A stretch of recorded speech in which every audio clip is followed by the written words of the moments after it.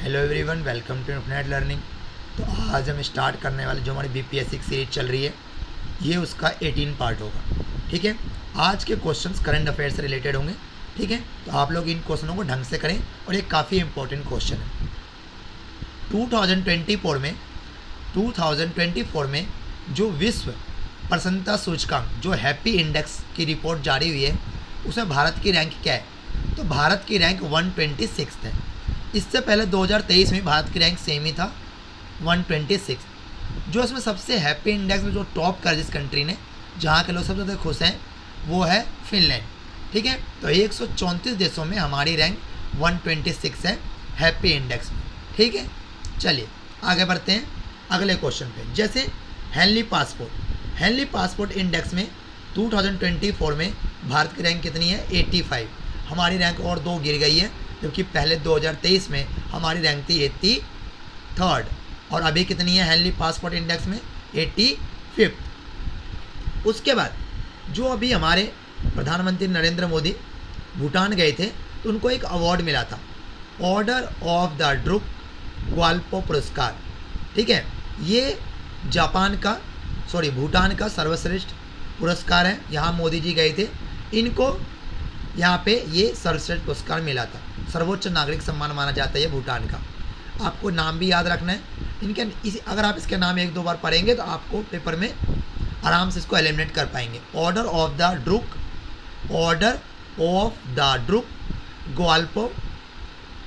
गयाल्पो पुरस्कार, ये किस देश की सर्वोच्च नागरिक सम्मान है? भूटान का है और मोदी जी को ये मिला है। ठीक है, और वहाँ ये कभी क्योंकि वहाँ पर भी इनको भूटान में मिला है, तो ये पूछ सकते हैं कि वहाँ का किंग का नाम क्या है भूटान का? तो जिग्मे केसर नामग्याल वांगचुक। ठीक है, चलो अगला question. Poverty and un British rule in India, ये पुस्तक किसकी है? दादा भाई नौरोजी। शॉर्ट फॉर्म में मैंने DBN लिखा हुआ है। तो poverty and un British rule in India किसके हैं? दादा भाई नौरोजी के। Poverty and un British rule in India किसका है? दादा भाई नौरोजी की। अनहैप्पी इंडिया है ना, कि वो थे लाला लाजपत राय। अनहैप्पी इंडिया, ठीक है ना, अनहैप्पी इंडियन कौन थे? लाला लाजपत राय, क्योंकि जिनको लाठी पड़ेगी तो हैप्पी तो होंगे नहीं। अनहैप्पी इंडियन आप इससे भी आ सकते हैं, लाला लाजपत राय। अब द इंडियन स्ट्रगल्स किसने लिखा है? तो सुभाष चंद्र बोस ने। ये 3 बुक जो मैं आपको बता रहा हूँ अभी, ये बहुत ही इंपॉर्टेंट क्वेश्चन है।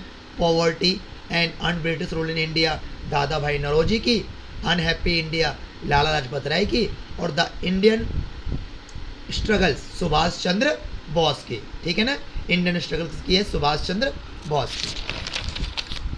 अब अभी जो इंदिरा गांधी कैनल है, जो इरिगेशन होती है डेजर्ट एरियाज में, ठीक है ना, तो वहाँ पे ये आपको बताना है कि कहाँ से ये ऑरिजिनेट होती है। जो इंदिरा गांधी कैनल है, जो लॉन्गेस्ट कैनल है हमारे इंडिया का, ये कहाँ से ऑरिजिनेट होती है? तो ये हरिके बैराज जो पंजाब में है ना, उससे ऑरिजिनेट होती है।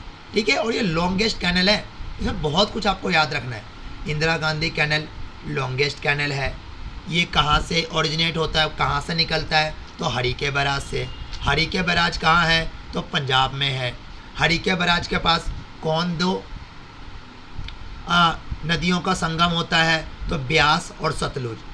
और इंदिरा गांधी टनल कितने किलोमीटर लंबा है? तो 204 किलोमीटर। ठीक है ना, आपको याद रखना है 204 किलोमीटर। 204 किलोमीटर। तो इंदिरा गांधी कैनल जो है वो लॉन्गेस्ट कैनल है, और ये थार डेजर्ट में ओरिजिनेट होता है। कहाँ से? हरिके बैराज से। इरिगेशन कहाँ करता है? थार डेजर्ट में, जो इंडिया में ही है।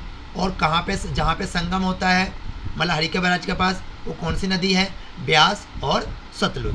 ठीक है, और लॉन्गेस्ट कैनल भी है। अब थोड़ा और इम्पोर्टेंट क्वेश्चन, जैसे 1857 की क्रांति के नेता जो बाबू कुंवर सिंह का देहांत कब हुआ था? ये हुआ था 26 अप्रैल 1858 में। क्यों? क्योंकि ये बाबू कुंवर सिंह बिहार से रिलेटेड है, एग्जाम में बिहार का है, तो बिहार वाले पे एग्जाम में जरूर आ सकता है। 1857 के क्रांति के नेता बाबू कुंवर सिंह का देहांत कब हुआ? 26 अप्रैल 1858। ठीक है, कहाँ पे हुआ था? जगदीशपुर आरा में, जगदीशपुर आरा में। ठीक है, ये मैं आपको कुछ प्लेटू का नाम बता रहा हूँ जो वेस्ट से ईस्ट की तरफ है, जो वेस्ट से ईस्ट की तरफ है। पेपर में ईस्ट से वेस्ट की तरफ भी आ सकता है। मालवा, बुंदेलखंड, मालवा, बुंदेलखंड, बागलखंड और छोटा नागपुर प्लेटू, ये वेस्ट से ईस्ट की तरफ है। आप ईस्ट से वेस्ट की तरफ भी आ सकते हैं। मालवा प्लेटू, मालवा का पठार, बुंदेलखंड प्लेटू, बुंदेलखंड पठार, फिर बागेलखंड और फिर छोटा नागपुर प्लेटू। ठीक है, चलिए और आगे बढ़ते हैं। अब जैसे the orbital period of geosynchronous satellite, ये कितने घंटे में चक्कर लगाती है? तो ये पृथ्वी के साथ साथ ही घूमता है। पृथ्वी कितना टाइम लगता है? 24 घंटे। इसको भी कितना टाइम लगेगा? 24 हार्स ही लगेगा। ठीक है, इसको कितना टाइम लगेगा? 24 हार्स ही रहेगा। ठीक है, ये मैंने इसका बना रखा है। ठीक है, इसमें एक सन सैक्रोनोस है और एक जियो सैक्रोनोस है, तो दोनों का भी आ सकते हैं। ठीक है ना, कि कितने एल्टीट्यूड पे, कितने ऊंचाई पे होता है। सन वाला देखेंगे तो आप 700 से 900 किलोमीटर पे होता है, और जियो से स्टेशनरी सैटेलाइट भी बोला जाता है जियो सैक्रोनोस को, ये 36,000 किलोमीटर पे होता है। उसके बाद इसमें ऑर्बिटल पीरियड इंपॉर्टेंट होता है, 40 ऑर्बिट पर डे, और जियो स्टेशनरी सैटेलाइट होता है वो 24 आवर्स होता है। रेजोल्यूशन अगर आप देखोगे इसकी फाइन होती है और इसकी कोर्स होती है। यूज़ क्या होता है? सन सैक्रोनोस का यूज़ होता है अर्थ रिसोर्सेज एप्लीकेशन के लिए, और जियो सैक्रोनोस का यूज़ होता है टेलीकम्युनिकेशन, वेदर मॉनिटरिंग करने के लिए। ठीक है ना। अब बहुत ही इंपॉर्टेंट क्वेश्चन है, ग्लोरियस रेवोल्यूशन ये कहाँ पे हुआ था? तो ये आपको याद रखना है, ये एक ब्लडलेस रेवोल्यूशन था, इंग्लैंड में हुआ था, और 1688 में हुआ था। ग्लोरियस रेवोल्यूशन ये कहाँ हुआ था? इंग्लैंड में हुआ था।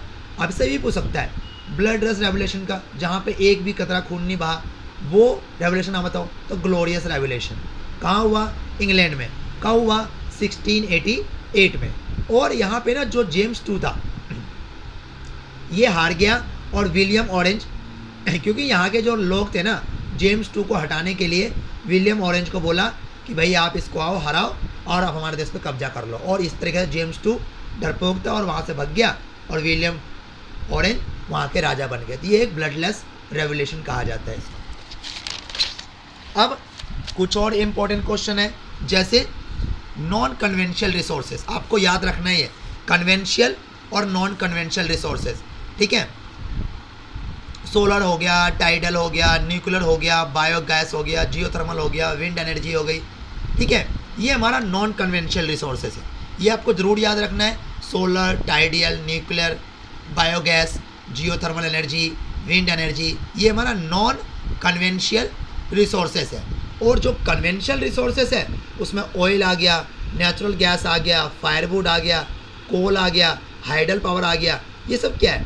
एक बार यूज़ करने के बाद दोबारा यूज़ आप नहीं कर पाएंगे, और ये लिमिटेड सोर्सेस में होता है, मतलब ख़त्म हो जाता है। और जो ऊपर वाला है वो अनलिमिटेड सोर्सेस में होता है, जो जल्दी ख़त्म नहीं होगा। तो नॉन कन्वेंशनल में आपको याद रखना है, क्या क्या याद रखना है इसमें? सोलर, टाइडियल जो लंबे समय तक चलता है, जो जल्दी ख़त्म नहीं होगा, न्यूक्लियर एनर्जी,